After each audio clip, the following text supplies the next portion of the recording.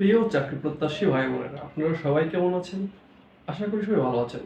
তবে আপনারা একটা বিষয় নিয়ে উদ্বিগ্ন যে এনটিআরসি চাকরির সার্কুলারটা কবে দিতে পারে, সেটা মানে পাস মার্ক কত হতে পারে, আলাদা আলাদা পাস করতে হবে নাকি একসাথে পাস করতে হবে, গ নাম্বারের উপর ভিত্তি করে লিখিত নাকি এমসিকিউ, এরকম এসব বিভিন্ন প্রশ্নে জর্জরিত আপনাদের মন।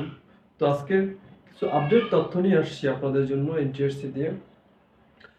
জনাব আমিনুল ইসলাম স্যার সে বলেছেন যে চাকরির সার্কুলারটা কবে হতে পারে এই নিয়ে একটা তিনি কিছুটা ক্লিয়ার করেছেন যে চাকরির মানে সার্কুলারটা এখন চলে অক্টোবর মাস। অক্টোবর মাসের সেকেন্ড উইক বলছে যে অক্টোবর মাসের সেকেন্ড উইকে সার্কুলারটা হতে পারে। তা সেকেন্ড উইক অলরেডি শুরু হয়েছে। তা আশা করছি এই সপ্তাহের মধ্যেই এই সার্কুলারটা হয়ে যাবে। তো তারপর হচ্ছে দ্বিতীয় প্রশ্ন যে পাস মার্ক কত হতে পারে, পাস মার্ক কত? এই পাস মার্ক হবে যে আগে পাস মার্কটাকে আমাদের জানতে হবে যে যে কত মার্কের পরীক্ষা। তো পরীক্ষাটা হবে 200 মার্কের। 100 মার্কের জেনারেল, 100 মার্কের সাবজেক্ট ওয়াইজ। জেনারেল ভিতরে থাকবে বাংলা, অঙ্ক, ইংরেজি এবং সাধারণ জ্ঞান। সাধারণ জ্ঞানের ভিতরে বাংলাদেশ, আন্তর্জাতিক বিজ্ঞান, কম্পিউটার এই নিয়ে একাত্রে। তো আর সাধারণ সাবজেক্ট ওয়াইজ উপর থাকবে 100 মার্ক। এই টোটাল 200 মার্ক। সাধারণ জ্ঞানের ভিতরে যে জেনারেলের ভিতরে বাংলা 25, বাংলা 30, ইংরেজি 30, 60 মার্ক। গণিত হলো 20, 80 মার্ক। আর 20 মার্ক থাকবে হলো গিয়া ওই সাধারণ জ্ঞান, কম্পিউটার, আইসিটি মিলিয়ে 20 মার্ক। আর সাধারণ জেনারেল থাকবে সাবজেক্ট ওয়াইজ 200 মার্ক, 100 মার্ক। এই টোটাল এই 200 মার্কের পরীক্ষা হবে। 200 মার্কের পরীক্ষা, 500 মার্কের 200 মার্কের পরীক্ষার ভিতরে কি আলাদা আলাদা পাস করতে হবে নাকি একসাথে পাস করতে হবে?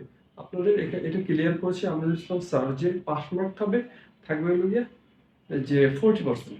তো 100তে 40, তার মানে 200 মার্কে আপনাকে 80 নাম্বার পেতে হবে। আপনি যদি 80 নাম্বার পান তবে আপনি পাস করবেন। আগে যেরকম 40% মার্ক পেতে হতো 100 মার্কের ভিতরে, সেরকমটাই কিন্তু এখন আপনাকে 200 মার্কে 80 নাম্বার পেতে হবে।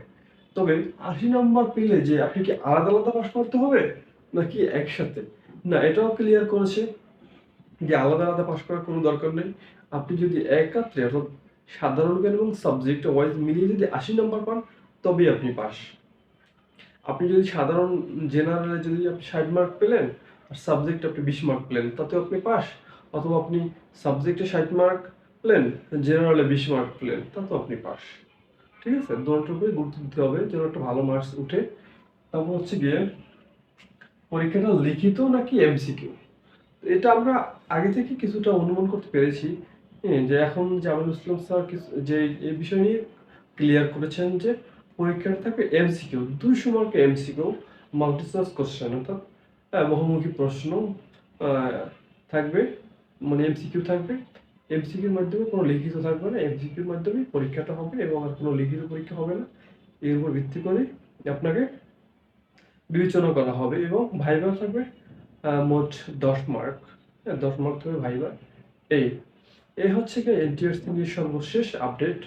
তো পরবর্তীতে যদি অন্য কোনো আপডেট আসে অবশ্যই আপনাদের জানিয়ে দেব।